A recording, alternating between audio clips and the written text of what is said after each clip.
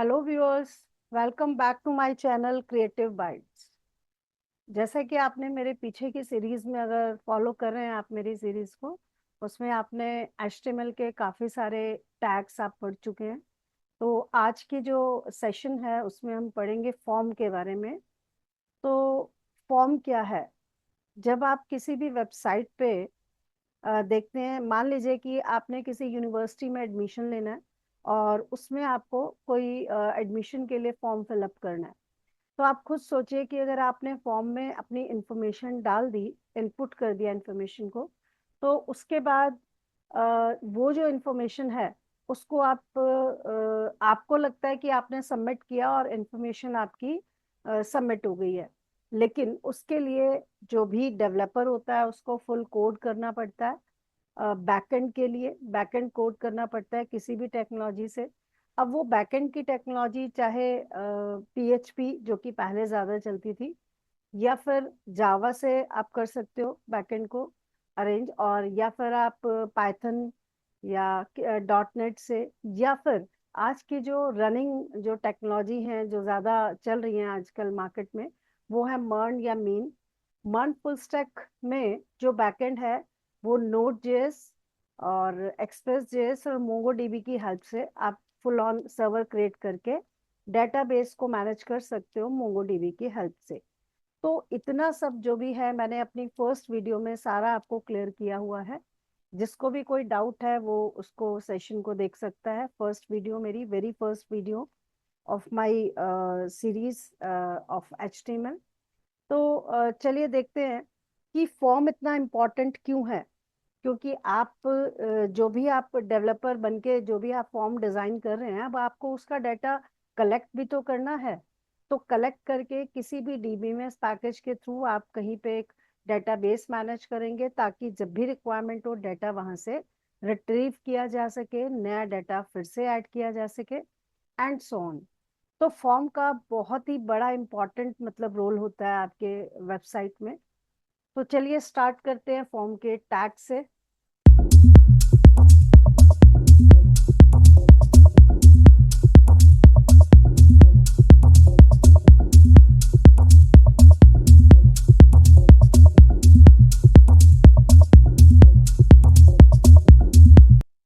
Form के जो total tags हम आपके साथ डिस्कस करेंगे। एक बार उसकी लिस्ट हमने आपके सामने ये रखी है। तो field set, legend, label, input. Input जो है एक खास टैग है, इम्पोर्टेंट। फॉर्म में जितने भी आप टैग्स लगाएंगे उसमें से इनपुट ज्यादा रहता है, और उसका एक एट्रीब्यूट होता है टाइप। उसकी लगभग 20 से ज्यादा वैल्यूज हैं जो मैं डिस्कस करने वाली हूँ। मैंने यहाँ पे थोड़ा एक लिस्ट बना ली ताकि आपको देखने में समझने में इजी रहे, और इसी को फॉलो करते हुए हम आगे फिर अपना फॉर्म बना लेंगे। और बाकी के ये भी टैग्स हैं, तो सब वन टू वन आपके साथ डिस्कस करेंगे हम। तो चलिए स्टार्ट करते हैं अपने फॉर्म की कोडिंग से, और एक वेब पेज क्रिएट कर लेते हैं। तो वेब पेज जो भी हमें क्रिएट करना है उसका हमने बेस कोड लिया। व्यूअर्स, जैसे कि मैं आपको हर वीडियो में बोलती हूँ कि अगर आपको कोई डाउट रहता है तो आप कमेंट सेक्शन में डाल सकते हैं अपना डाउट। अदरवाइज होप्स हो कि आपको मेरा सारा कंटेंट अच्छा लग रहा होगा, समझ में आ रहा होगा और आपके यूज का भी लग रहा होगा। तो चलिए, फॉर्म, सारी कोडिंग सब आपके साथ शेयर करते हैं हम, हैंड टू हैंड लिखते हैं।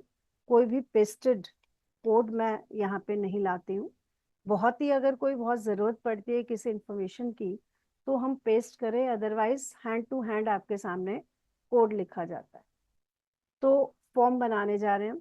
अब फॉर्म किसी भी तरह का हो सकता है। मुझे आपको फॉर्म के सारे टैग्स और उससे रिलेटेड एट्रीब्यूट्स डिस्कस करने, और फॉर्म के जो फील्ड होते हैं उसका वैलिडेशन भी चेक करने के लिए एट्रीब्यूट्स होंगे कुछ। तो सब आपके सामने आने वाले हैं। ये हमने किया फॉर्म। फॉर्म का जो फुल ऑन टैग है, वैसे खाली फॉर्म तो हम अभी फ्रंट एंड वाले हैं, तो अगर हम सिर्फ फॉर्म लिखेंगे चलेगा। बट आपकी नॉलेज के लिए बता दें कि जब आप बैकएंड की नॉलेज भी रखेंगे तब वहां पे एक एट्रीब्यूट होता है मेथड। मेथड में या तो आप पोस्ट या फिर गेट लिखते हैं, इस तरीके से नहीं लिखते हैं, दोनों एक ही लिखा जाता है। पोस्ट और गेट का मतलब आपको बैकएंड पे ज्यादा समझ में आएगा। गेट वैसे रीड करने के लिए होता है, पोस्ट ऐड करने के लिए।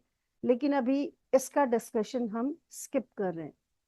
एक्शन में जिस भी फाइल से आप बैकएंड करेंगे, मान लीजिए आपने पीएचपी फाइल से अपना बैकएंड में माई एसक्यूएल यूज करके डेटाबेस क्रिएट करना है, तो फिर एक्शन में उस फाइल का आप नाम लिखेंगे। मान लीजिए मैंने पीएचपी से बैकएंड को किया यूज और हेलो नाम की मैंने फाइल बनाई पीएचपी की, तो उसी का नाम यहाँ पे मेंशन कर दिया जाएगा। और एक और एट्रीब्यूट है नेम, वो भी जरूर देना चाहिए। नेम का क्या रोल है, जब आप जावास्क्रिप्ट पढ़ेंगे तब भी आपको अच्छे से समझ में आ ही जाएगा ये सारा। बाकी बैकएंड तक पहुंचते पहुंचते आपको बहुत सारी चीजें समझ में आने वाली हैं। तो अभी के लिए इसे हम कमेंट कर देते हैं। सिर्फ आपको बताने के लिए मैंने कोड लिखा ताकि आपको इसके बाकी एट्रीब्यूट्स पता लगे। लेकिन अभी as a front end developer हमारा काम सिर्फ इससे चल सकता है। तो चलिए अभी इसी के साथ कंटिन्यू करते हैं। तो सबसे पहले हमने एक टैग लिया इनपुट। इनपुट टाइप, जैसे कि अभी मैंने आपको यहाँ पे लिस्ट शो किया था। तो इनपुट से हम कोई भी डाटा ले सकते हैं यूजर से, इसलिए इनपुट टैग बनाया गया। ये एम्पटी टैग है, मतलब इसको क्लोज नहीं करना होता है। और इसका जो एक मेन एट्रीब्यूट रहता है वो रहता है टाइप। तो स्टार्ट करते हैं यहाँ से। टाइप, टाइप के बहुत सारे टाइप्स हैं, सब आपके सामने आएंगे। तो यहाँ आए हम और टाइप इज इक्वल टू मैंने टेक्स्ट दे दिया इस तरीके से। अब सिर्फ इतने का एक आउटपुट देख लिया जाए। Form, form dot HTML file बन ही जाएगी। सेव किया हमने और इसको लाइव सर्वर पे देखने का कोशिश किया। ये देखिए, अब अगर कोई यूजर सिर्फ एक बॉक्स देखेगा तो उसको क्या पता चलेगा कि यहाँ पे क्या डालना है। तो उसके लिए आप दो काम कर सकते हो या दो में से एक काम कर सकते हो, जैसे भी आपको डिजाइन ठीक लगे आप वैसा कर सकते हो। फॉर एग्जाम्पल,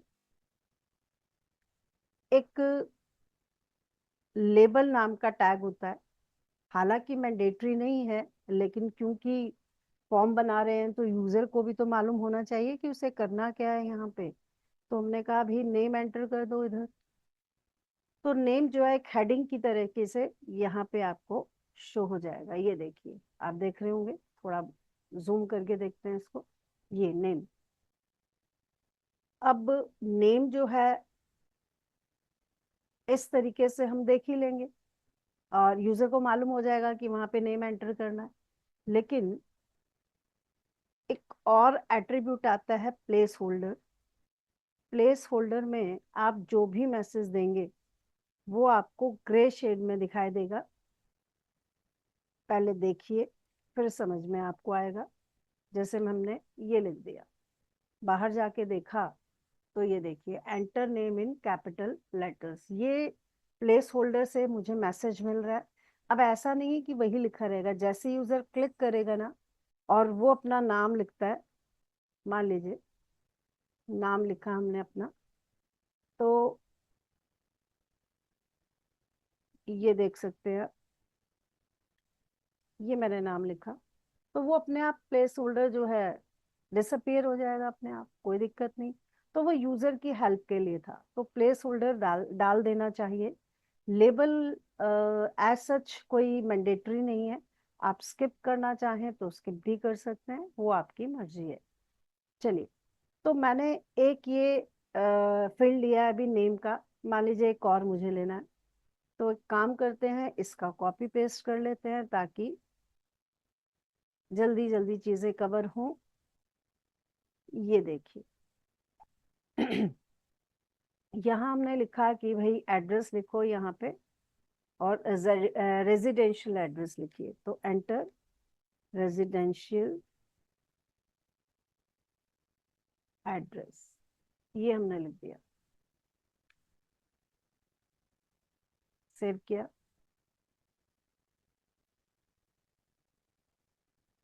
यहाँ पे देखिए एड्रेस, एंटर रेजिडेंशियल एड्रेस। अब ये सब एक लाइन में ही आता रहेगा, क्यों? क्योंकि इनपुट का जो टैग है वो इनलाइन टैग है, अपने आप वो नई लाइन में नहीं आने वाला। तो इसके लिए मुझे ब्रेक तो करना ही होगा। हमारे पास जब तक हम सीएसएस नहीं सीख लेते, हमारे पास इसके लिए कोई और ऑल्टरनेटिव नहीं है। ये देख सकते हैं आप। अब और भी हम फील्ड डालने वाले हैं फॉर्म में, बट थोड़ा अजीब लगेगा हमें अगर हम यहाँ पे, अच्छा एक और चीज, प्लेस होल्डर में जो मैंने मैसेज लिखा है वो हमें कंप्लीट नहीं दिख रहा है।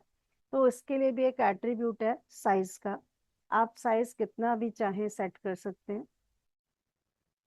ये देखिए, जरूरी नहीं है एक जैसा लगाना है, वो भी आपका अपना डिजाइन है, जैसे भी आप रखना चाहें। ये देख सकते हैं।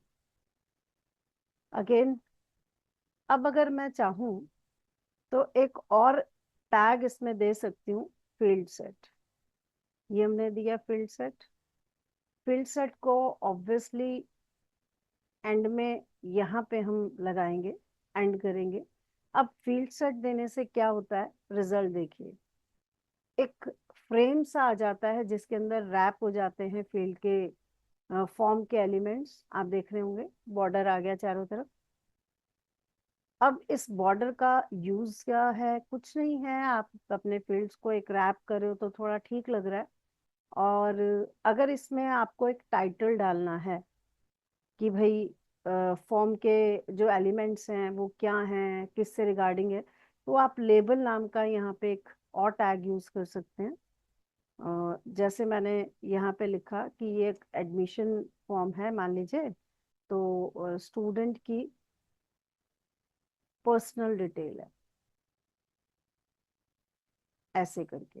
ये सिर्फ एग्जाम्पल दे रही हूँ मैं। बाकी आप जिस भी तरह का फॉर्म बनाएंगे, जैसा भी आपको डालना है टाइटल, आप वैसा डालिए लेबल में।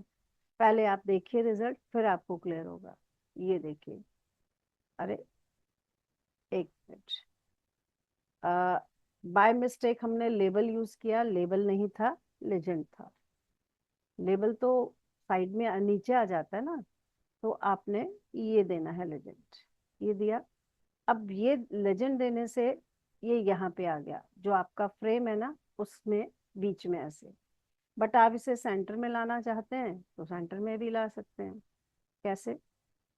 वही अपना एट्रीब्यूट अलाइंग इज इक्वल टू सेंटर, ये आपने दिया, और अब आप देखिए सेंटर में आ चुका है। तो इस तरीके से अगर आपको पूरे फॉर्म में स्टूडेंट्स की पर्सनल डिटेल या कुछ ऑफिशियल डिटेल या रेजिडेंशियल जो भी डिटेल्स डालनी है आपको, आप अलग अलग फॉर्म एक मेन फॉर्म में भी बना सकते हैं। अभी हम नीचे जब और फील्ड्स बनाएंगे तब दिखाएंगे आपको। तो ये हुआ नेम और एड्रेस। अब चलते हैं, अच्छा ये जो फॉर्म आपको दिखाई दे रहा है उसका फ्रेम इतना बड़ा जा रहा है फुल विड्थ का, जबकि हम इसको इतना यूटिलाइज भी नहीं कर रहे हैं अभी। तो फिर इसके लिए हमें क्या करना है,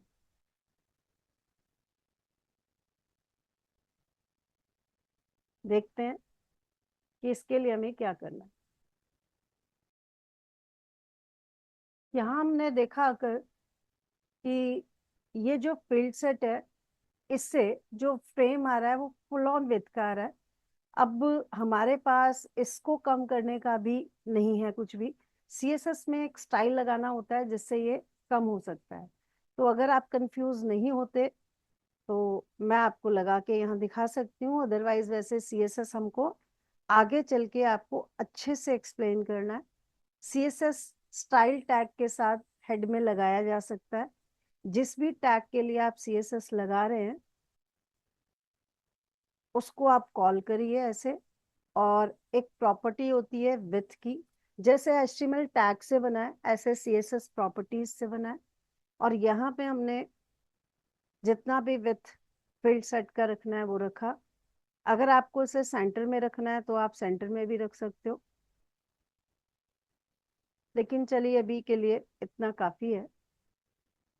ये देखिए, हम बहुत ज्यादा सीएसएस अभी एचटीएमएल की सीरीज में हम यूज नहीं कर रहे हैं। मैंने जैसे कि आपसे कहा था, सीएसएस को हम एचटीएमएल की सीरीज के बाद डिस्कस करेंगे ताकि आप कंफ्यूज ना हो।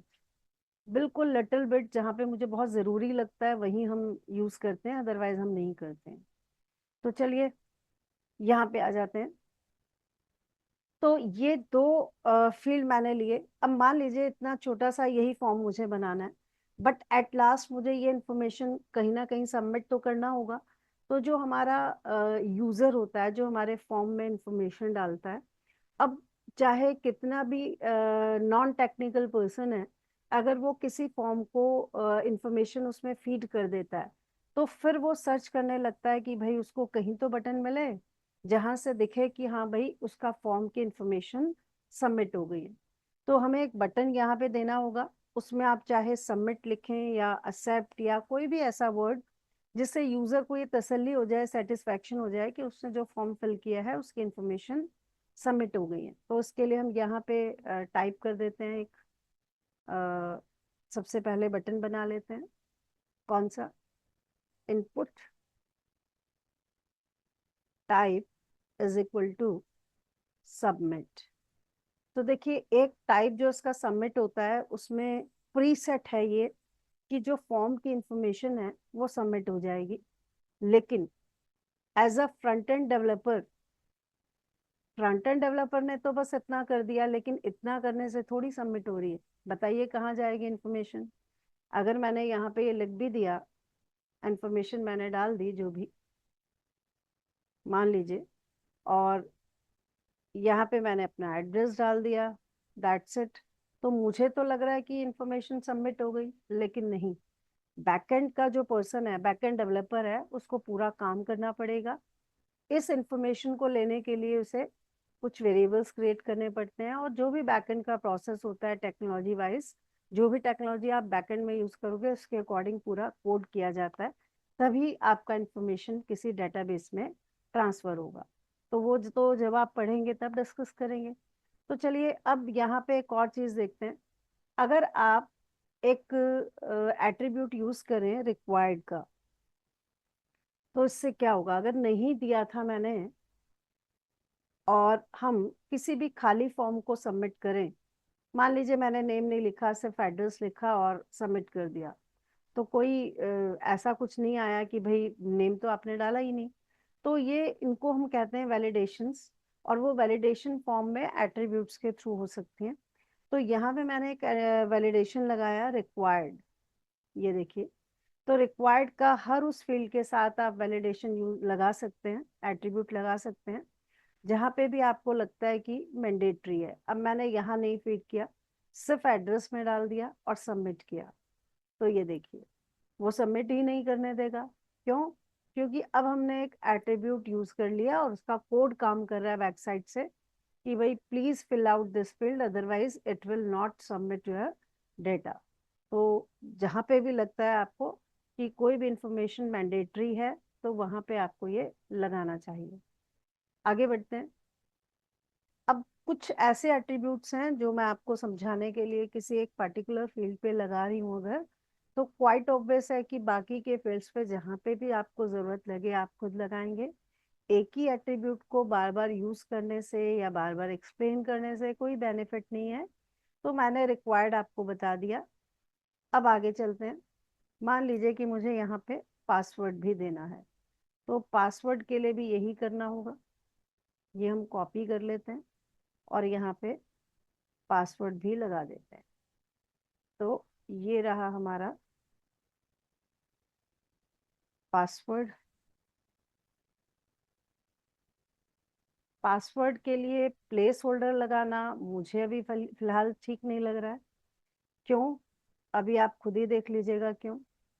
जब हमने इसका टाइप पासवर्ड दिया, ये जो हम टाइप दे रहे हैं ना, ये हम अपनी मर्जी से नहीं दे रहे हैं। हम वही टाइप दे सकते हैं जो HTML डेवलपर्स ने बनाए हैं। ये देखिए, मैंने यहाँ पे एक लिस्ट बनाई थी जिसमें से मैंने अभी टेक्स्ट यूज किया है। अब हम पासवर्ड यूज कर रहे हैं। एक हमने सबमिट यूज किया है। सबमिट के अलावा एक और होता है रीसेट। रीसेट किस लिए होता है एक बार पहले वो भी यूज कर लें, फिर पासवर्ड को भी देखते हैं साथ में। तो चलिए यहाँ पे सबमिट और रीसेट को मैं एक ही लाइन में देना चाहती हूँ, तो ब्रेक नहीं लगाएंगे हम उसमें। तो अगर हम ब्रेक नहीं लगा रहे हैं तो फिर क्या लगाएं? स्पेसेस तो ब्राउजर लेगा नहीं, तो उसके लिए हमने EMSP का स्पेसेस के लिए लगाया, और यहाँ पे हमने टाइप लगाया रीसेट। ये देखिए रीसेट। तो इंटरनली इसके लिए भी कोडेड है ये, कि भाई जब भी इंफॉर्मेशन इनपुट करेंगे आप, ये जब यूजर इंफॉर्मेशन डाल देगा तो पासवर्ड का टाइप पासवर्ड होने से ये देखिए वो नजर ही नहीं आ रहा है, देखा आपने। और जब हम सबमिट करेंगे तो डाटा सबमिट हो जाएगा। और अगर हम रीसेट करते हैं तो जो भी इंफॉर्मेशन आप यहाँ पे डालेंगे वो इंफॉर्मेशन क्लियर हो जाएगी, वो सबमिट नहीं होगी। ठीक, तो आगे चलते हैं। पासवर्ड के लिए भी ऐसा हो सकता है कि आप इसकी मिनिमम या मैक्सिमम लेंथ देना चाहें, तो उसके लिए भी एट्रीब्यूट हैं। सपोज करिए कि आपने कहा 6 से कम नहीं होना चाहिए, and maximum length will be 10। कुछ भी देना चाहें दे सकते हैं आप। इसके साथ एक और एट्रीब्यूट यूज होता है पैटर्न का, वो भी अभी एक्सप्लेन करेंगे, लेकिन पहले अभी यहाँ ध्यान दें आप। ये देखिए, अगर मैं 6 से कम दूं तो ये देखिए वैलिडेशन ने काम किया, और अगर मैं 10 से ज्यादा दूं तो वो देने नहीं देगा। ये देखिए, आप देख सकते हैं 10 कैरेक्टर से ज्यादा हम डाल ही नहीं सकते। तो ये सीन है आपका मिनिमम और मैक्सिमम लेंथ का। आगे चलते हैं। एक होता है कि अगर आपको डेट डालना है, चलिए उसके लिए भी ले लेते हैं ये कॉपी करके डेट। अब वो डेट आपकी बर्थ डेट है या जो भी है, ये देखिए बर्थ डेट डाल दिया। चलिए ये तो टाइटल है, आप जो मर्जी दें, बट टाइप इज फिक्स्ड। ये देखिए यहाँ पे जो हमने लिस्ट बनाई थी उसमें date time, date time local, month, week, ये सभी आते हैं। तो इनको हम देखेंगे अभी। यहाँ पे आए हम, input type is equal to date दिया हमने, और अभी इसको हम हटा देते हैं क्योंकि ऊपर से कॉपी किया था हमने ये। और देखिए इधर देख सकते हैं आप बर्थ डेट में यहाँ जो आ रहा है, आप खुद से भी टाइप कर सकते हैं जो भी टाइप करना चाहें, अदरवाइज कैलेंडर भी आपको शो हो रहा है।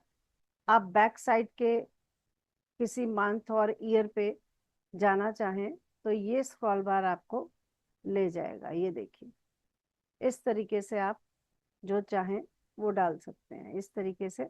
ऐसे जो भी आपको मंथ लेना है, जो भी आपको डेट लेना है, इजीली आप डाल सकते हैं। और ऐसा नहीं है कि बर्थ डेट, कोई भी डेट जैसा भी आपको उसमें डालना है। कोई ऑर्डर डेट है तो वो भी आपकी डेट ही है भाई, इसी टाइप से।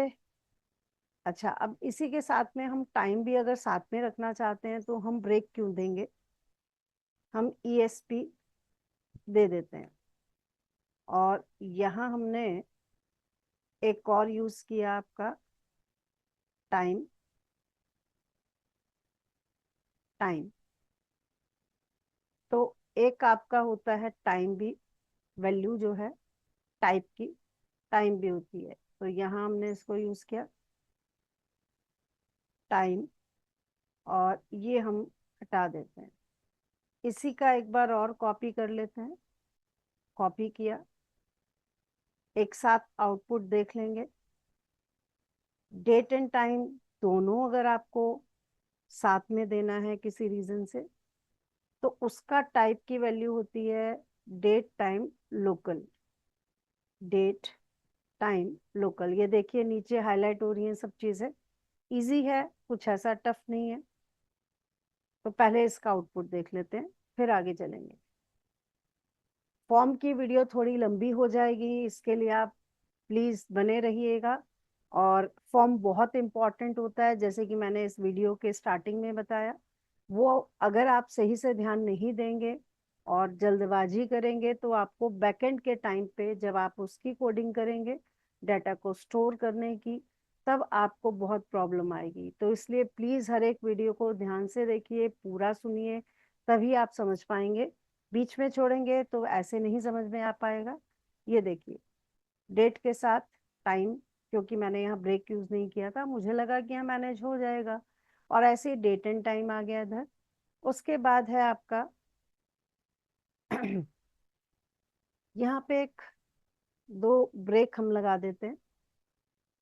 जब हम CSS सीखेंगे तो प्रॉपर्टीज से ये सारी जो डिजाइनिंग है उसको हम मैनेज कर पाएंगे, लेकिन अभी के लिए तो यही यूज करेंगे। उसके बाद है आपका मंथ, वीक, मंथ। मंथ को के लिए मंथ और ईयर दोनों आता है, ईयर साथ में आएगा ही। अभी देखते हैं इसको। यहाँ पे हम EMSP दे देते हैं,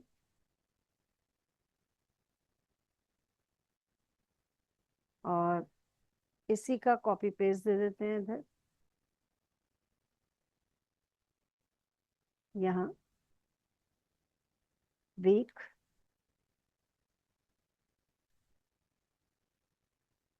ये देखिए,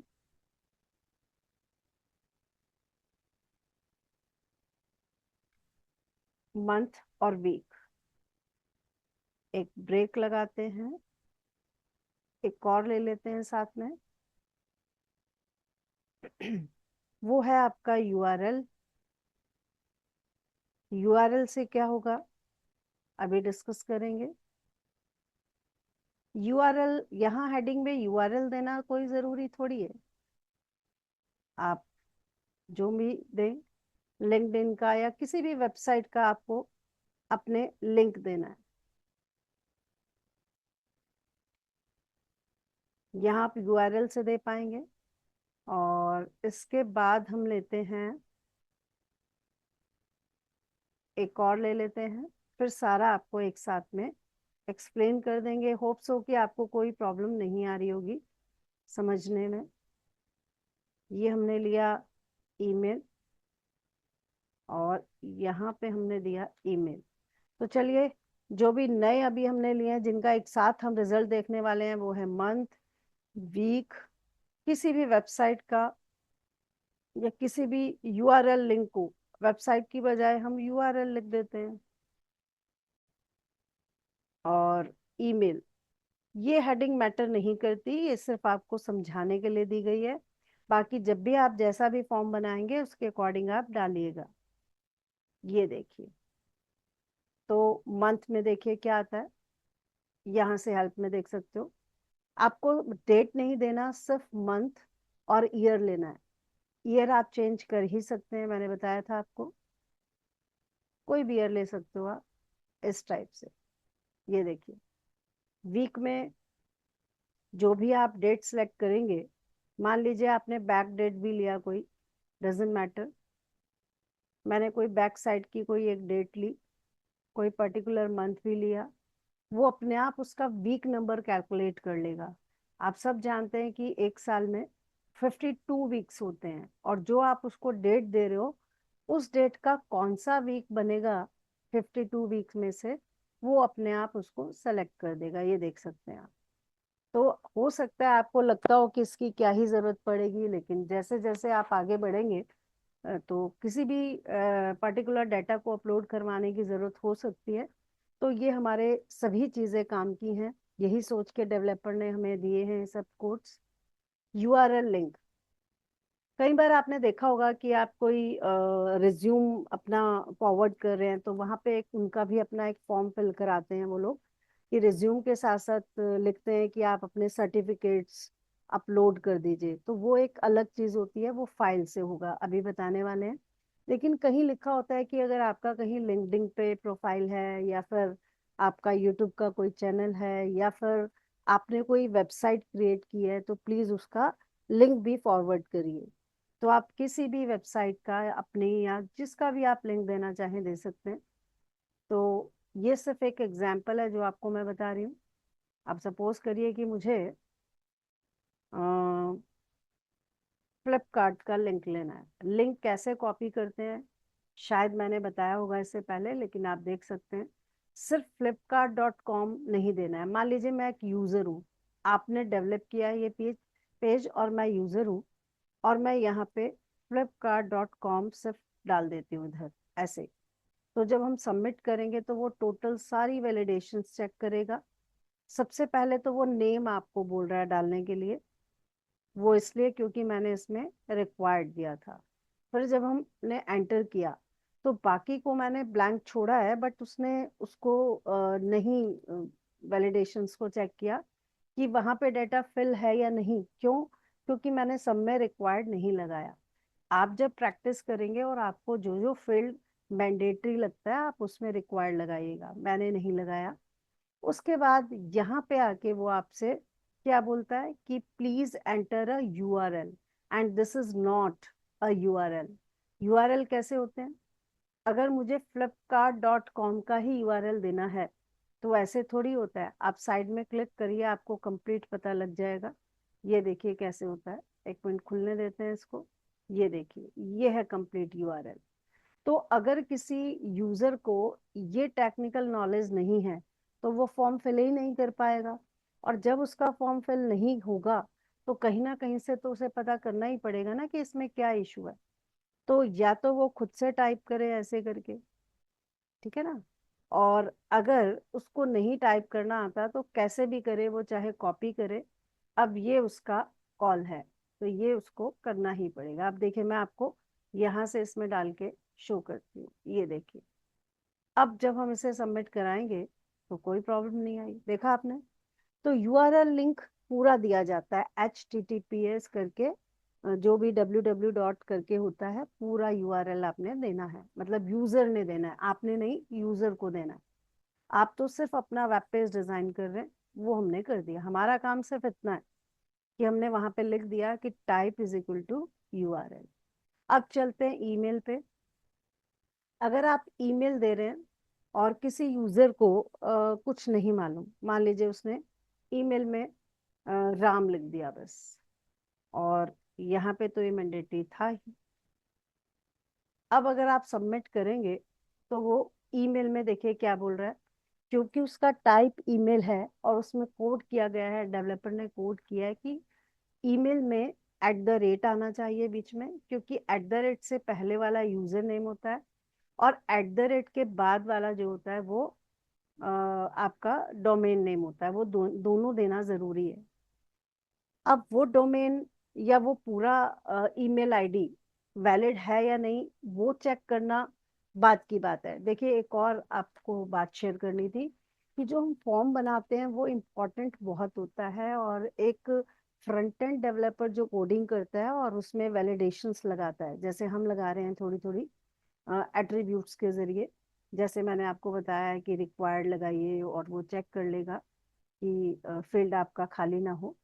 तो फ्रंट एंड डेवलपर अपने एंड पे करता है, लेकिन फॉर्म की चेकिंग या वैलिडेशंस दो एंड पे चेक होती है। एक फॉर्म को सबमिट करने से पहले और एक फॉर्म को सबमिट करने के बाद। फॉर्म को सबमिट करने के बाद बैकएंड के कोड से वैलिडेशन चेक करने का प्रोग्राम आप लिखेंगे, जो कि अभी हम नहीं लिख सकते हैं। और फ्रंट एंड के लिए हमें वैलिडेशंस इंक्लूड करना होता है, जो हम ऑलरेडी साथ साथ में कर रहे हैं। तो ईमेल आईडी वैलिड है या नहीं, ये आप फ्रंट एंड के कोड से चेक नहीं करा सकते। ये बनी भी है नहीं, वो बैक एंड पे चेक होगी। क्लियर?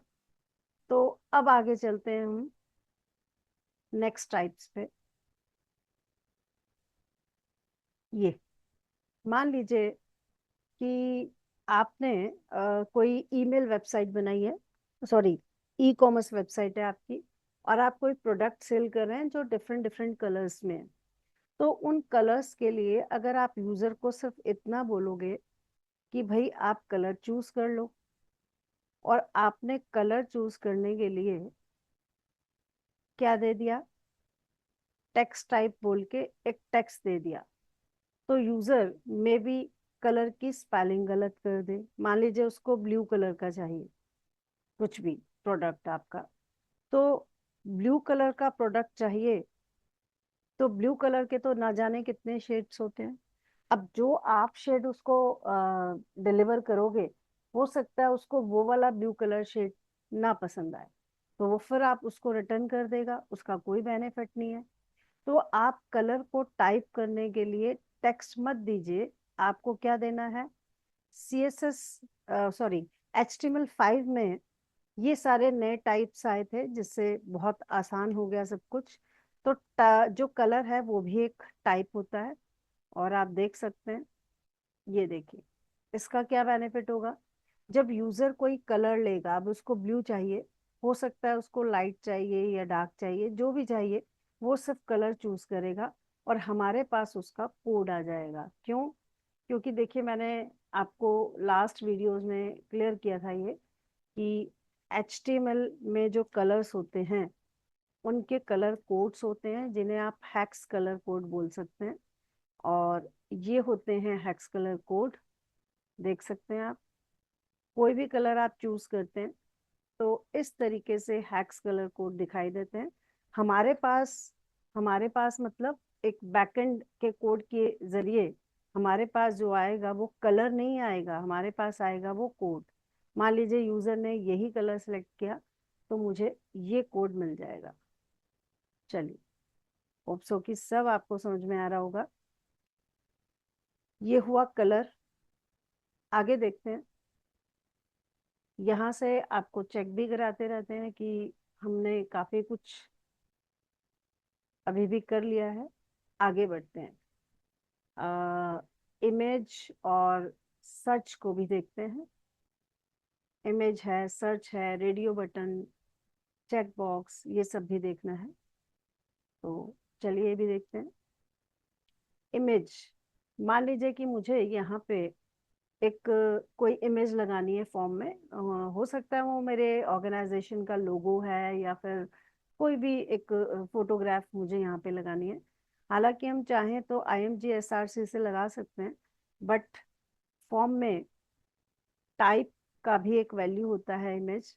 तो चलिए, मुझे सबसे ऊपर लगानी है तो हम यहीं पे इसे एंटर करा देते हैं। इसके लिए लेबल की मुझे कोई नीड नहीं लग रही है, तो हमने यहाँ पे input type is equal to image दे दिया है। Obviously type is equal to image देने से तो इमेज नहीं आएगी, ये आप भी जानते हैं। ऑब्वियसली वो ऐसा दिखाई देगा, ये देखिए। तो इससे तो कोई बेनिफिट नहीं है। तो हम क्या करें अभी? तो इसके लिए हमें क्या करना है, SRC, सोर्स। सोर्स तो देना ही पड़ेगा। तो सोर्स में हम यहाँ पे देंगे जो भी हमारी इमेज है, ये कोई भी दे सकते हैं आप, PNG या JPG इमेज, और वो आपको दिखाई देगी। लेकिन ये तो बहुत बड़ी है, तो जो भी उसका रियल साइज है वो तो वही दिखना था। अब मुझे इसे कम करके दिखाना है। तो एट्रीब्यूट्स आपके विथ और हाइट वाले आप इजीली यूज कर सकते हैं, जैसे कि आप IMG टैग के साथ करते थे, कोई प्रॉब्लम नहीं है। ये देखिए, बॉर्डर भी इवन लगाना चाहें आप बॉर्डर भी यूज कर सकते हैं। तो इस तरीके से आपका लोगो छोटा सा यहाँ पे आ गया।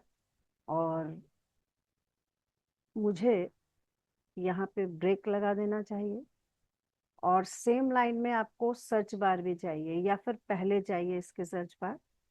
तो अगर आप लेबल से सर्च लिखना चाहते हैं तो वो भी लिख सकते हैं, प्लस में आप सर्च का सिंबल भी लगा सकते हैं। देखते हैं कैसे, दोनों चीजें पहले चेक कर लेते हैं।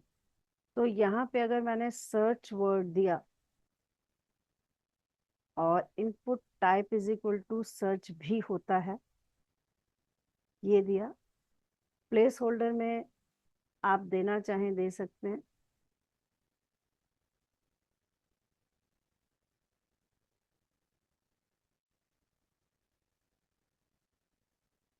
जो भी आप देना चाहें। ये हुआ। साइज आपके ऊपर है, आप जितना भी देना चाहें। And this is not required, mandatory नहीं है, मर्जी है आपकी। और मुझे ब्रेक नहीं देना, मुझे बहुत सारे स्पेसेस देने हैं।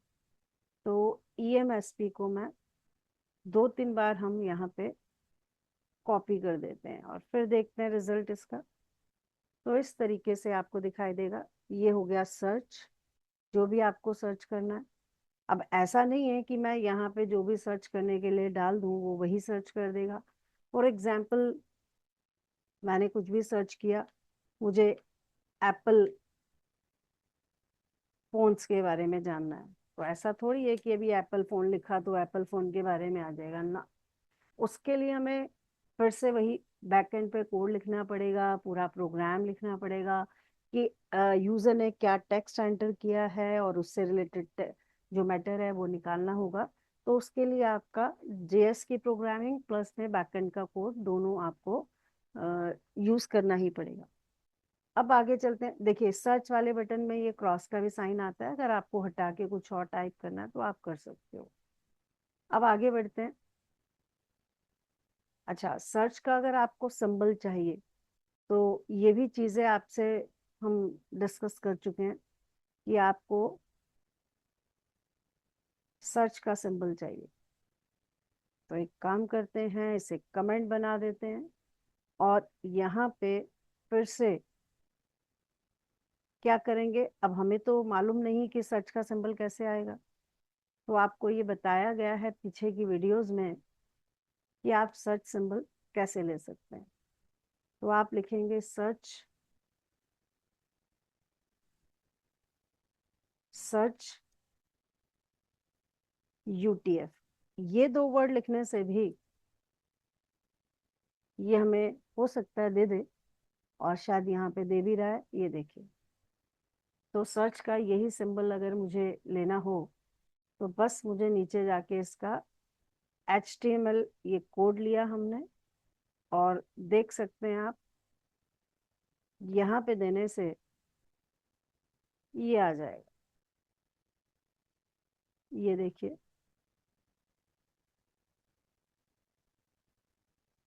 देखिए यहाँ पे रिजल्ट देखेंगे आप।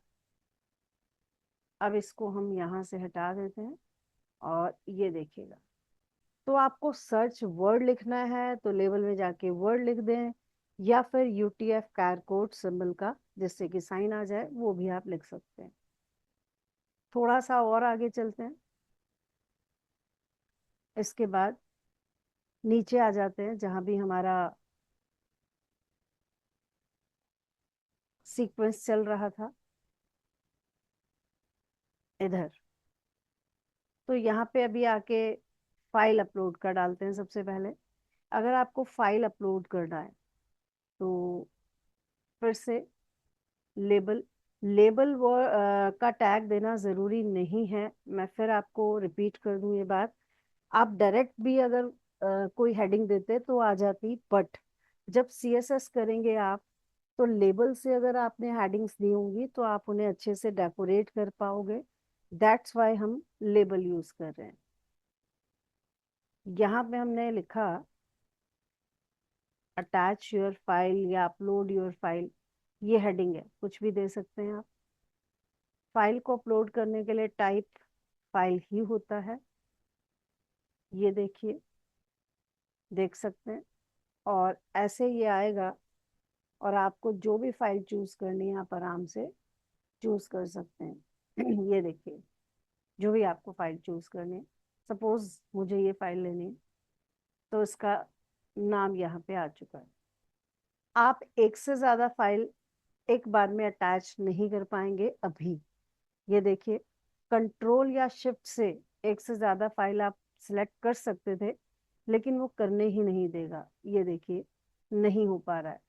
मैंने अपने एंड पे प्रेस किया था लेकिन उसने नहीं लिया। क्यों नहीं लिया? क्योंकि यहाँ पे एक एट्रीब्यूट की जरूरत है, मल्टीपल। मल्टीपल देने से अब आप एक से ज्यादा फाइल अटैच कर सकते हैं। देखिए, पहले यहाँ पे चूज फाइल लिखा था और अब यहाँ पे लिखा है चूज फाइल्स। जब मैंने इस पे क्लिक किया और मान लीजिए मुझे एक से ज्यादा फाइल लेनी है तो किस तरीके से ले सकते हैं हम? ये कंट्रोल से, ये देखिए, एक से ज्यादा फाइल हमने चूज की। अब जब हम ओपन करेंगे तो यहाँ पे 4 फाइल्स ऑब्वियस सी बात है कि 4 फाइल अगर मैंने ली है तो सभी के नाम वो कैसे शो करे, तो इसलिए उसने यहाँ पे ऐसे दिखा दिया आपको। और अगर नाम देखना भी है तो जैसे आप उस पर कर्सर रखेंगे तो वो आपको नेम शो कर रहा है। ध्यान से देखिए, कर्सर रखने पर नेम शो हो रहे हैं आपको, तो यूजर को पता लग जाएगा कि उसकी कौन कौन सी फाइल उसने यहाँ पे अटैच कराई है। ओके, तो चलिए अब और आगे चलते हैं। अगर आपको कोई पर्टिकुलर टाइप की ही फाइल लेनी है तो एक इसमें और एट्रीब्यूट आता है एक्सेप्ट का। एक्सेप्ट, एक्सेप्ट में आप दे सकते हैं, मान लीजिए मैंने दिया कि जेपीजी। तो अब सिर्फ ऐसा नहीं है कि आप जेपीजी फाइल ही ले सकते हैं, बट इसका ये है कि जहाँ पे भी आप फोल्डर क्लिक करेंगे, जिस भी फोल्डर से आपको लेनी है, तो वो आपको सिर्फ यहाँ जेपीजी फाइल्स दिखा रहा है। बट अगर आप इसे हटा के ऑल फाइल करेंगे तो कोई प्रॉब्लम नहीं है, कोई भी फाइल आप देख सकते हो। ऐसा नहीं है कि एक्सेप्ट में लिखने से वो एक्सेप्ट नहीं करेगा। एक से ज्यादा एक्सटेंशन भी आप मेंशन कर सकते हो कॉमा के साथ, कॉमा डॉट पीएनजी। तो देखते हैं इससे क्या होगा। कुछ नहीं, जब आप अटैच करने लगेंगे, मतलब यूजर यूजर जब अटैच करेगा तो उसको यहाँ पे प्रेजेंटली जेपीजी और पीएनजी जो भी उसके फोल्डर में है वो उन्हीं को फिल्टर करके शो कर रहा है। Then also if he wants to see all type of files then वो कर सकता है। नेक्स्ट, उसके बाद है आपका रेडियो और चेक बॉक्स। रेडियो और चेक बॉक्स का यूज भी देख लेते हैं कैसे। मान लीजिए कि मुझे मेल फीमेल पूछना है। मेल फीमेल वाला हम ऊपर दे देते हैं, थोड़ा ठीक लगेगा, यहाँ दे देते हैं। आई होप सो कि आपको कोई प्रॉब्लम नहीं होगा इसे बीच में एंटर करने से। तो यहाँ पे हमने दिया जेंडर, मुझे जेंडर देना है। लेवल आपको लिखना है या नहीं लिखना आपकी मर्जी है। आप चाहें तो लेबल को स्किप कर सकते हैं, लेकिन आपकी बेटर अंडरस्टैंडिंग के लिए मैं यूज कर रही हूँ। आप देखिएगा आपको कैसे लेना है। तो यहाँ पे हमने दिया रेडियो, और बस हमने क्या किया इसमें, यहाँ पे हमने लिख दिया मेल, ये देखिए। और एक और मुझे इसके साथ में चाहिए ईमेल, सॉरी ईमेल नहीं, फीमेल। देखते हैं, फीमेल के लिए बस इसको ही देना बहुत है, काफी है इधर। और ये हमने लिया फीमेल, लेकिन अभी एक प्रॉब्लम आएगी, देखिएगा क्या। ध्यान से देखिएगा क्या प्रॉब्लम आ रही है। अब यहाँ पे मेल और फीमेल दोनों हैं। सबसे पहले तो हम यहाँ पे बी आर लगा देते हैं ताकि ये हॉच पॉच से आपको कंफ्यूजन ना हो, इसलिए। तो यहाँ हमने लगा दिया ब्रेक, लाइन ब्रेक के लिए। और ये देखिए, अब यहाँ पे प्रॉब्लम क्या आ रही है कि मेल और फीमेल दोनों एक्सेप्ट कर रहा है, इससे तो प्रॉब्लम हो जाएगी। अब यूजर तो कंफ्यूज हो गया कि ये क्या हो रहा है भाई, या तो फीमेल ले या मेल ले। तो अब हमें क्या करना था कि यहाँ पे एक एट्रीब्यूट है नेम। देखिए, ये जो नेम का एट्रीब्यूट है, वैसे तो हमें हर फील्ड के साथ देना चाहिए, क्योंकि अभी हम फ्रंट एंड डेवलपर हैं। किसी और के साथ मैंने नहीं दिया, कोई प्रॉब्लम नहीं आ रही है। लेकिन अगर मैं ही इसका बैकएंड करूंगी जब अपने डेटा को डेटाबेस में डालने के लिए, तो मुझे नेम नाम के एट्रीब्यूट में जो हम फील्ड जो भी नेम यूज करेंगे उसमें आपकी वैल्यूज जाएंगी और वहां से हमें पिकअप करना होगा। तो अभी मैंडेटरी नहीं है, लेकिन रेडियो बटन के लिए तो है। तो मान लीजिए मैंने इसका नाम जेंडर रख दिया। नाम आप कुछ भी दे सकते हैं, जैसे आप मैथ्स में अलजेब्रा में यूज करते थे, लेट एक्स वाई, और उसमें कोई वैल्यू डाल देते थे, बिल्कुल उसी तरीके से है। तो बस आपने सेम नेम रखना है। अब इससे आपकी प्रॉब्लम सॉर्ट आउट हो जाएगी, देख सकते हैं आप। ये देखिए, अब आपका एट अ टाइम एक ही जेंडर यूज हो रहा है। होप सो कि आप समझ पा रहे हैं। ये देखिए, तो ये है आपके रेडियो बटन का काम। रेडियो बटन को ऑप्शन बटन भी कह सकते हैं आप। तो ऑप्शन जब आपको लगे कि दो या तीन या चार या 10 जितनी भी ऑप्शंस आपने दिए हैं, उसमें से आपको एक ही सिलेक्ट कराना है, तो आपको नेम नाम का एट्रीब्यूट यूज करना है और इसमें सेम नेम देना है। और अगर आप एक से ज्यादा ऑप्शन चूज कराना चाहते हैं यूजर को, तो फिर आप उसे चेक बॉक्स में देंगे। चेक बॉक्स कैसा होता है देख लीजिए। इसी को हम कॉपी कर लेते हैं और चेंज कर देते हैं यहाँ पे जाकर। चेक बॉक्स में क्या दें?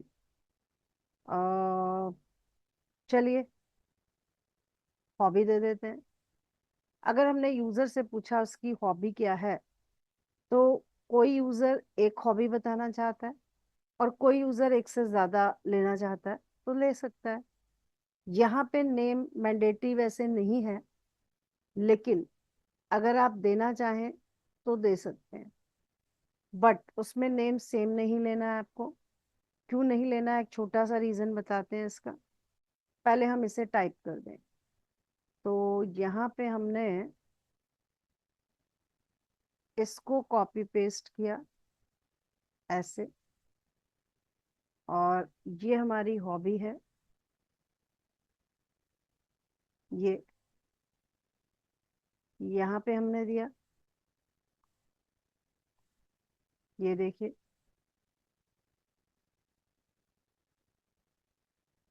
कोई भी हॉबी आप यहाँ पे दे सकते हैं। ये देख सकते हैं आप।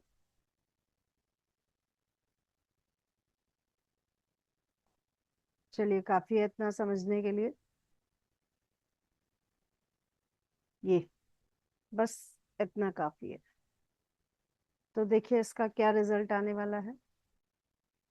ये देख सकते हैं आप। यहाँ पे देखिए, ये तो चेकबॉक्स में आप एक से ज्यादा ऑप्शन ले सकते हो, लाइक दिस। ये देखिए, और जो रेडियो बटन है उसमें आपको अगर एक ही ऑप्शन लेना है, तो आपको क्या करना है, नेम नाम के जो एट्रीब्यूट की वैल्यू है वो सेम रखनी है। और चेक बॉक्स में हमने डिफरेंट रखा है। डिफरेंट इसलिए रखा, अगर एक ही रखेंगे तो सारी हॉबी जब हम एक एक करके सिलेक्ट करेंगे मान लीजिए, तो लास्ट वाली वैल्यू ही जा पाएगी, इसीलिए। एक और चीज कि अगर मान लीजिए मैं चाहती हूँ कि म्यूजिक वाला बाय डिफॉल्ट चेक्ड रहे, तो आप ऐसे चेक लगा दें। सेम एज फीमेल में हम चाहते हैं कि पहले से ही चेक्ड हो, तो चेक नाम का एट्रीब्यूट लगाने से ये आपको मिलेगा। ये देखिए, फीमेल पहले से ही चेक्ड है, और यहाँ पे म्यूजिक पहले से ही चेक्ड है। देखा आपने। उसके बाद हम चलते हैं नेक्स्ट। अब बहुत जरूरी है आपको बताना ड्रॉप डाउन्स। ड्रॉप डाउन्स क्या है, कैसे हैं, देखते हैं यहाँ से। चलिए, अगर आपको फॉर्म की वीडियो बहुत लेंदी लग रही है, तो पहले हमने सोचा था कि हम इसकी दो वीडियो बनाएं, बट एक ही वीडियो में सारा डिस्कशन करना ही ठीक रहेगा। आपको टाइम लगता है सुनने में, आप बीच में से पॉज करके रुक सकते हैं, बट फॉर्म अभी और भी काफी है इसमें थोड़ा सा। ये देखिए, 22 तो इनपुट की ही वैल्यूज हैं, आप देख रहे होंगे। काफी सारी मैंने अभी कवर कर ली हैं, लेकिन अभी रहती हैं, तो एक एक करके सब बता रहे हैं आपको। ये देखिए, मंथ, वीक, यूआरएल, ईमेल सब हो गया। नंबर अभी रहता है। रेंज फाइल हो चुका है।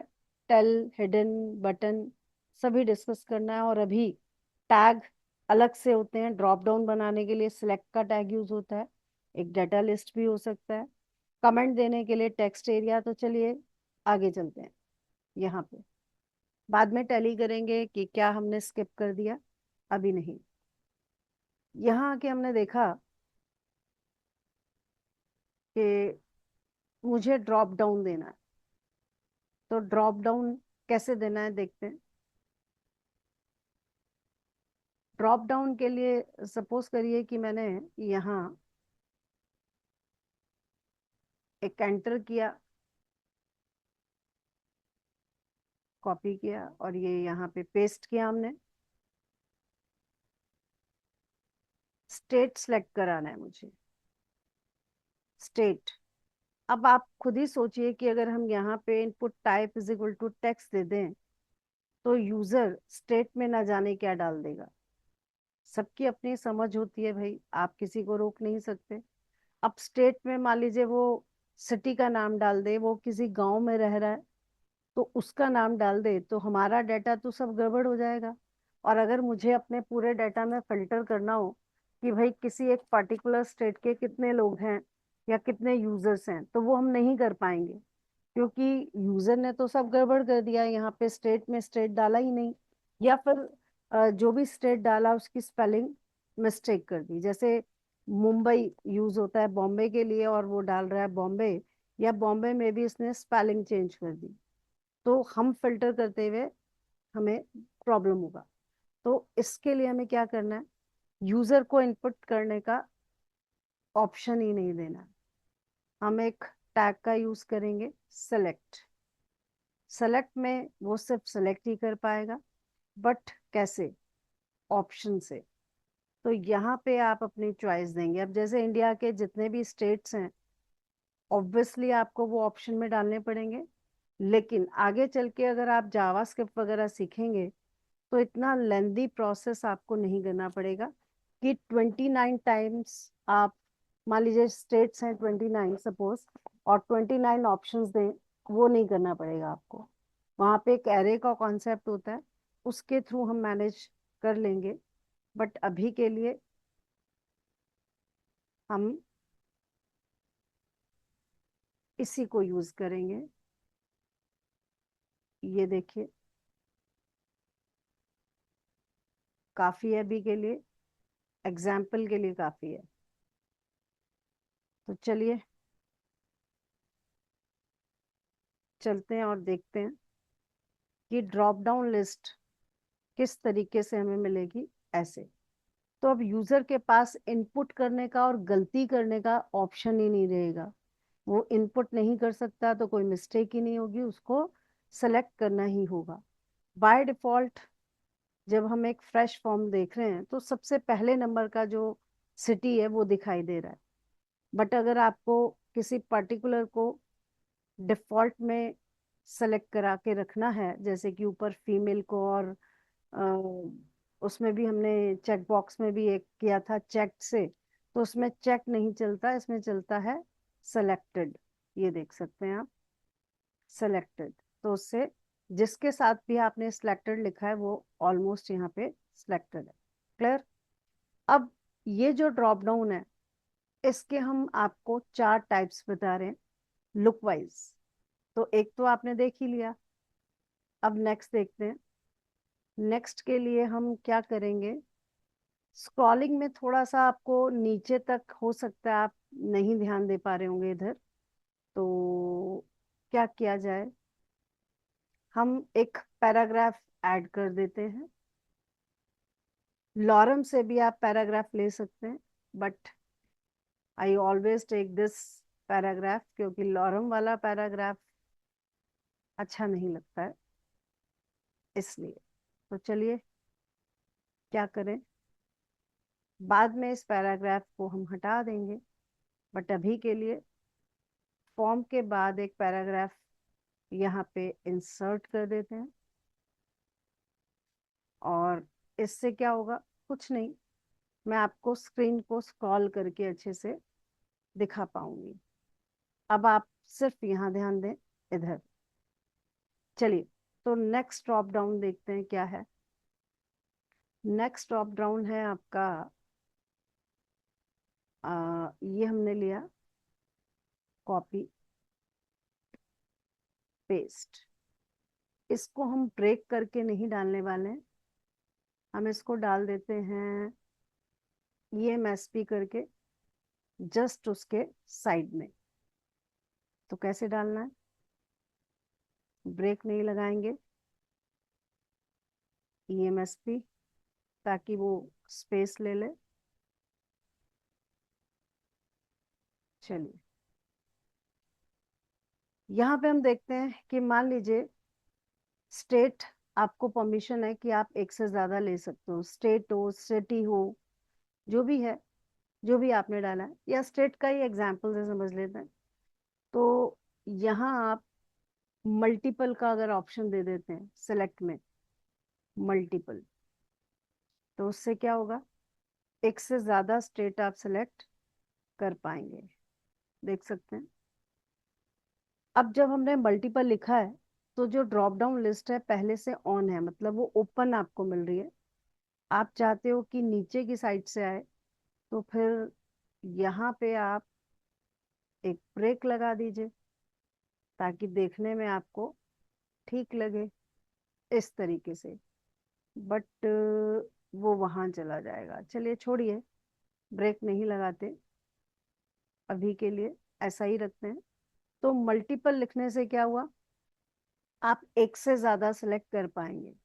लेकिन एक से ज्यादा सिलेक्ट करने के लिए आपको कंट्रोल या शिफ्ट की प्रेस करनी होगी, ये देखिए। लेकिन अगर आप यहाँ चाहें तो नहीं कर सकते। कैसे, ये देखिए। जब आप एक से ज्यादा, जैसे मुझे मुंबई और एमपी सिलेक्ट करना है, तो आप कर ही नहीं पाएंगे क्योंकि एक पे क्लिक करते ही वो क्लोज हो जाएगी।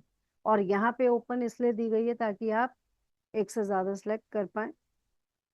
नेक्स्ट।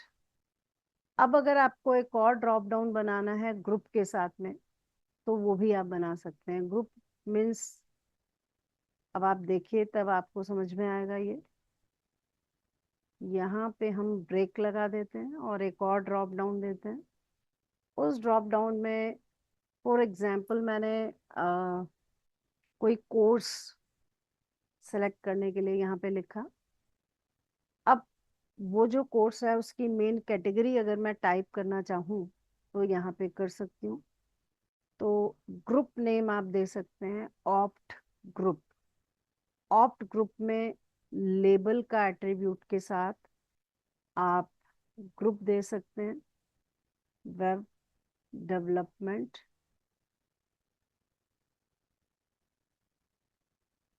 मान लीजिए कि मैं आपको बहुत सारे कोर्सेज प्रोवाइड कर रही हूँ।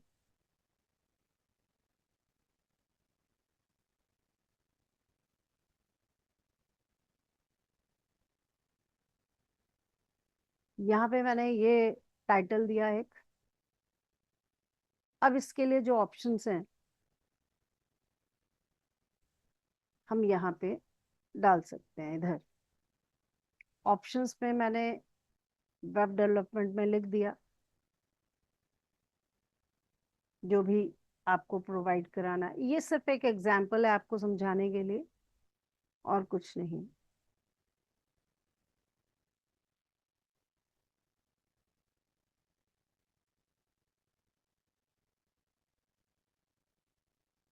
ये देखिएगा, और बस इतना काफी है समझने के लिए। एंड देन एक और ग्रुप भी मुझे देना है। ये तो भी एक ही ग्रुप हुआ। तो इस तरीके से हम और भी ग्रुप्स अपने बना सकते हैं। ये देखिए,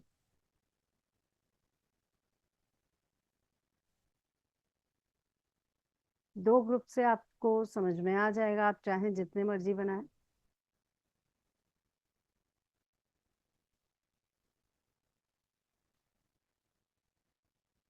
देख सकते हैं। तो इस तरीके से आप ग्रुप को देख सकते हैं।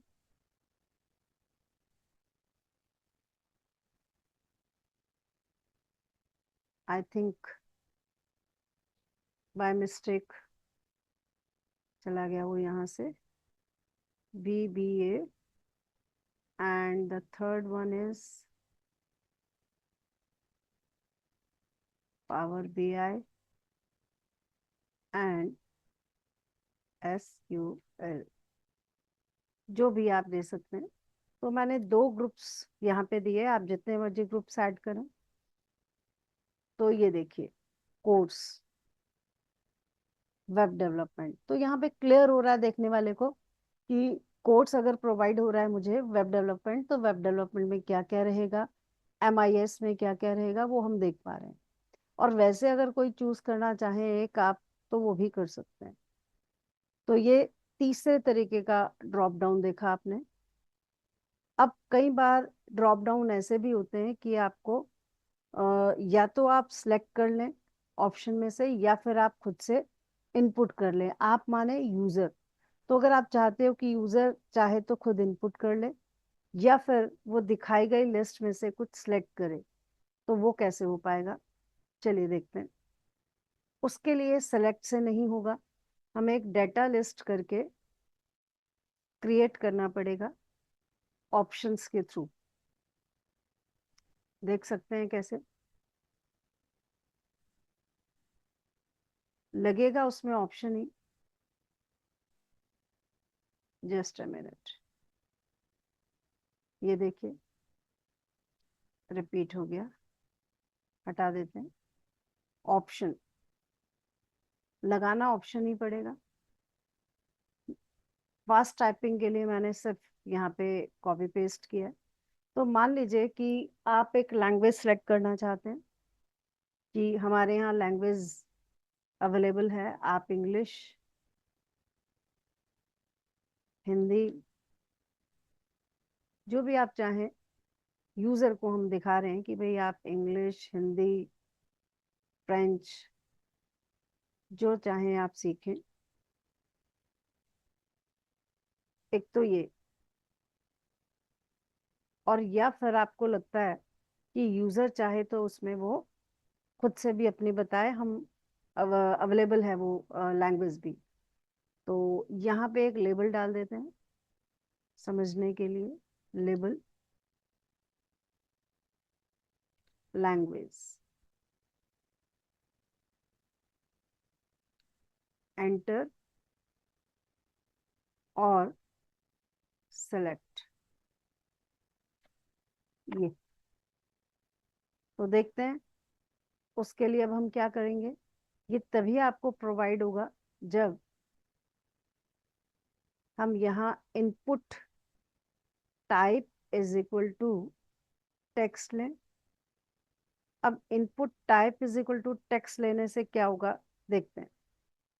जब हमने बोला कि एंटर और सिलेक्ट द लैंग्वेज, तो सिर्फ आप टाइप ही कर पाओगे, वो जो ऑप्शंस थी वो तो दिखाई नहीं देंगी ऐसे।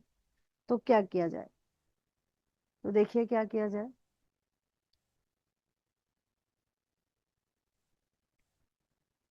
होप सो कि आप बोर नहीं हो रहे हैं, आप इतनी वैल्यूएबल इंफॉर्मेशन ले रहे हैं, तो बने रहिए। वीडियो थोड़ा सा लंबा हो रहा है जानती हूँ मैं, लेकिन कोई और ऑप्शन नहीं थी, और फॉर्म की वीडियो दो पार्ट्स में बनाना मुझे ठीक नहीं लग रहा था, इसीलिए एक साथ ही बना रहे हैं। आप रेस्ट लेके देख सकते हैं पॉज करके वीडियो को अगेन। तो ये देखिए, एंटर और सेलेक्ट जो ऑप्शन है नीचे वाली, वो तो अवेलेबल नहीं हो रही है, तो कैसे होंगी। यहाँ डेटा लिस्ट में आपको क्या करना है, एक आईडी क्रिएट करनी है किसी भी नाम से। मान लीजिए मैंने कोर्स नेम दे दिया, और यहाँ पे उस आईडी को आप कैसे यूज करेंगे, एक एट्रीब्यूट आता है लिस्ट नाम से, उस लिस्ट में सेम आईडी दे दीजिए कि आप मुझे लिस्ट दिखा दीजिए टाइपिंग करने के अलावा साथ में। तो वो जो नीचे बनाई गई आईडी कोर्स नाम की, उसके जो ऑप्शंस हैं वो आपको अवेलेबल करा देगा। देखिए कैसे, इतना अच्छा आपने देखा होगा। हो सकता है आपने कभी पहले ना पढ़ा हो ये, लेकिन बहुत अच्छी ऑप्शन है ये, देखिए। या तो आप अपना लिख सकते हैं, अब जैसे मुझे फ्रेंच, हिंदी, इंग्लिश तीनों में से कुछ नहीं लेना है, मुझे स्पेनिश करना है, तो यूजर चाहे तो डाल भी सकता है। अदरवाइज वो हमारी ऑप्शंस भी देख सकता है। अगर उसको हमारी ऑप्शंस में से कुछ पसंद नहीं आएगा, तो वो अपना भी जो भी उसको डालना है वो डाल सकता है डेटा। तो इस तरीके से मैंने आपको ड्रॉप डाउन बताए, सिंपल, एक से ज्यादा सिलेक्ट करने वाला, हेडिंग के साथ, मतलब ग्रुप नेम के साथ में। और इधर मैंने ड्रॉप डाउन बताया आपको। तो चलिए देखते हैं और क्या रह गया इसमें। एक और चीज, जो नीचे हमने आपको बटन्स बनाए हैं, बताए हैं, ये इसमें एक और एट्रीब्यूट आप लगा सकते हैं, वैल्यू। वैल्यू एट्रीब्यूट में मान लीजिए आपने एक्सेप्ट लिख दिया, और यहाँ पे आपने वैल्यू एट्रीब्यूट में लिखा क्लियर, क्लियर फॉर्म।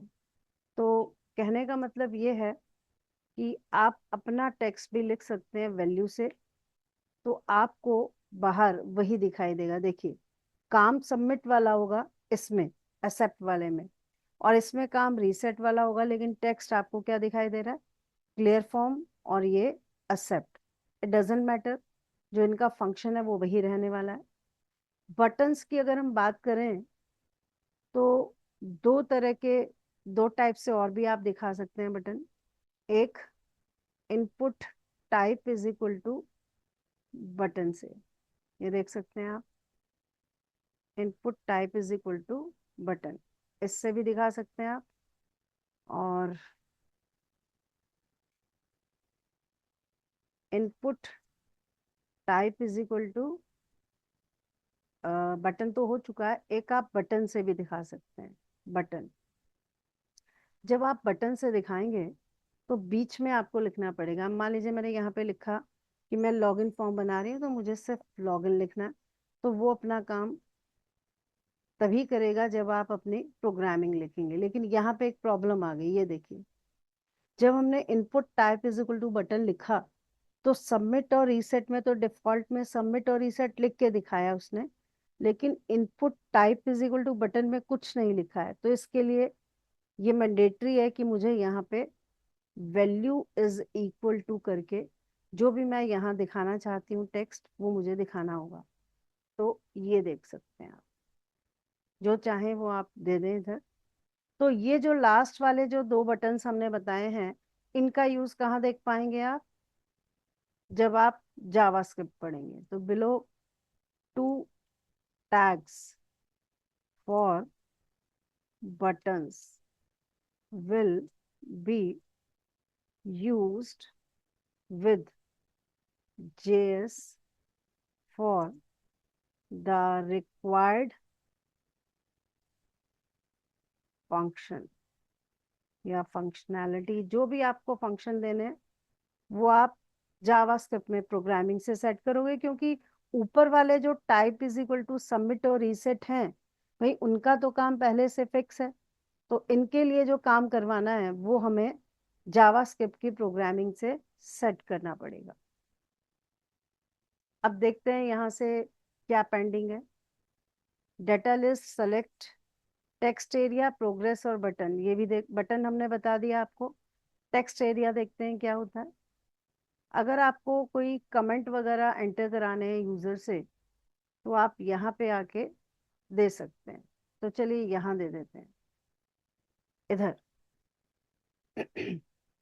यहाँ पे हमने दिया लेबल में एंटर कमेंट्स, एंड देन इसके बाद यहाँ एंटर कमेंट्स के लिए इनपुट नहीं होता है, एक अलग से टैग आता है टेक्स्ट एरिया का, उससे आप दे सकते हैं। बीच में कुछ लिखने की जरूरत नहीं है, क्योंकि कमेंट तो यूजर लिखने वाला है। ये देखिए, पहले हम इसे अच्छे से दिखाएं कैसे। एक ब्रेक लगा देते हैं ऊपर, ब्रेक, देन हम इसे शो करेंगे तो आपको ये ठीक से दिखाई दे रहा होगा ये। और एक और चीज है इसके बारे में, ब्रेक एक यहाँ भी लगा देते हैं ताकि आपको और अच्छा दिखे।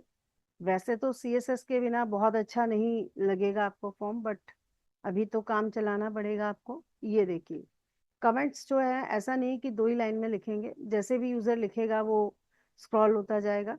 और यूजर को अगर मालूम है तो वो यहाँ से इसे ऐसे स्ट्रेच भी कर सकता है।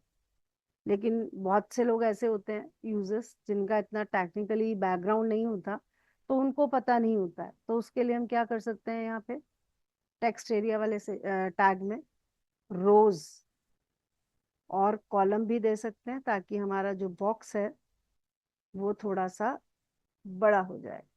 ये देख सकते हैं आप। तो वो पहले से ही सेट है, जैसे भी आप टाइप करेंगे। रेड वेवी लाइन इसलिए आ रही है क्योंकि जो यूजर टाइप कर रहा है वो स्पेलिंग मिस्टेक है, तो बाय डिफॉल्ट वो स्पेल चेक टेस्ट करता है। बट अगर आप चाहते हैं तो स्पेल चेक को फॉल्स लिख दीजिए साइलेंट करने के लिए। तो फिर यूजर जो भी टाइप करेगा वो अपना रिस्पॉन्स हमें नहीं देगा। यूजर अब कुछ भी टाइप करे, भाई हम तो नहीं बताने वाले कि आप गलत लिख रहे हो। हालांकि ऐसा नहीं होना चाहिए। तो ये आपकी अपनी रिक्वायरमेंट है कि आप क्या देना चाहते हो। ये हुआ आपका कमेंट्स के लिए। अभी कुछ दो तीन और इनपुट के टाइप रह गए हैं, जैसे कि नंबर। मान लीजिए कि यहाँ पे मुझे एक लेबल देना है एज, या फिर चलिए एज ही ले लेते हैं। यहाँ हमने एज नहीं, हम कांटेक्ट नंबर लेते हैं। तो चलिए हमने लिया कांटेक्ट नंबर या मोबाइल नंबर। अब यूजर को अगर हम टेक्स्ट से देंगे तो बाय मिस्टेक वो कोई अल्फाबेट टाइप कर देगा और उसे पता भी नहीं चलेगा और हमारे पास रॉन्ग डाटा आ जाएगा। चेक करते हैं। यहाँ पे कांटेक्ट नंबर है। अगर मैंने यहाँ पे 1 की बजाय कैपिटल आई अगर यूजर ने लिख दिया तो उसे मालूम भी नहीं होगा कि वो गलत लिख रहा है। 0 की जगह ओ लिख दिया तो भी गड़बड़ हो जाएगा। तो वो इसलिए क्योंकि टेक्स्ट का टाइप चल रहा है।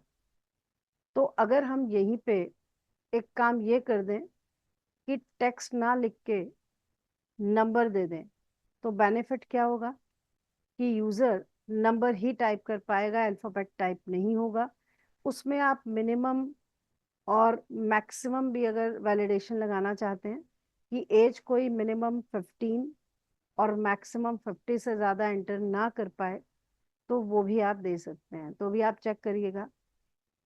अरे मुझे लगा कि हम एज दे रहे हैं इसलिए मैंने दिया ये। चलिए कोई नहीं। एक काम करते हैं, इसको वापस से अच्छा आपको पैटर्न भी मुझे बताना है। तो एक काम करते हैं, इसका हम कॉपी और एक पेस्ट कर देते हैं इधर। इसमें हम एज रख लेते हैं ये, और कांटेक्ट नंबर के लिए हम टेक्स्ट ले लेते हैं। वो किस लिए, क्योंकि मुझे इसमें ऐसा स्पिन बॉक्स नहीं दिखाना। आप देखेंगे कि अगर कांटेक्ट नंबर को मैं नंबर से शो करूं तो उसमें ये स्पिन बॉक्स आ जाता है ये। तो गलती से अगर यूजर ने अपना मोबाइल नंबर दे दिया है और वो उसे ऊपर या नीचे करेगा तो फिर वो चेंज हो जाएगा। तो फिर हमें क्या करना है। अच्छा एज जो है 18 से कम नहीं ले पाएगा वो, ये देखिए। और 50 से ज्यादा नहीं। अगर आप खुद भी इनपुट करेंगे तो वो उसे एक्सेप्ट नहीं करेगा, देख सकते हैं। ये देखिए, क्योंकि वैलिडेशंस प्रॉपरली काम कर रही हैं। और कांटेक्ट नंबर के साथ में हम टेक्स्ट क्यों दे रहे हैं, क्योंकि हमें स्पिन बॉक्स जो है ऊपर इंक्रीमेंट या डिक्रीमेंट करने वाला वो हमें नहीं चाहिए।